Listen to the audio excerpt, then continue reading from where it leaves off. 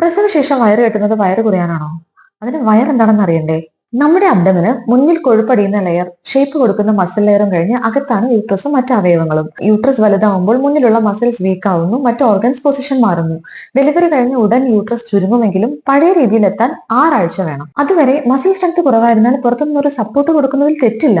പ്രത്യേകിച്ചും obese ആയവർക്കും 2-3 delivery കഴിഞ്ഞ് muscle strength regain ചെയ്യാൻ ഒന്നും ചെയ്യാത്തവർക്കും. കാരണം എന്തെന്നോ?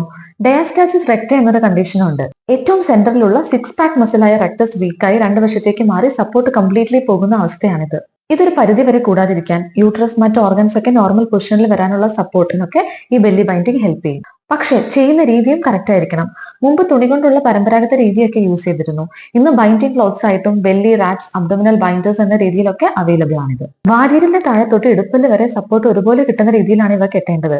പൊക്കിളിന് മുകളിൽ തുണി കൊണ്ടുള്ള ഒറ്റ കെട്ടുണ്ടോ അത് അഴിച്ചു കളഞ്ഞേക്കൂ. നോർമൽ ഡെലിവറി കഴിഞ്ഞാൽ ഉടനെയും, സിസേറിയൻ കഴിഞ്ഞാൽ തൊലിപ്പുറത്തെ മുറിവ് ഉണങ്ങിക്കഴിഞ്ഞാൽ ഒരാഴ്ചയൊക്കെ കഴിഞ്ഞ് യൂസ് ചെയ്ത് തുടങ്ങാം. അധികം ടൈറ്റ് ആക്കാതെ ഒരു സപ്പോർട്ട് കൊടുക്കാൻ മാത്രമേ പാടുള്ളൂ.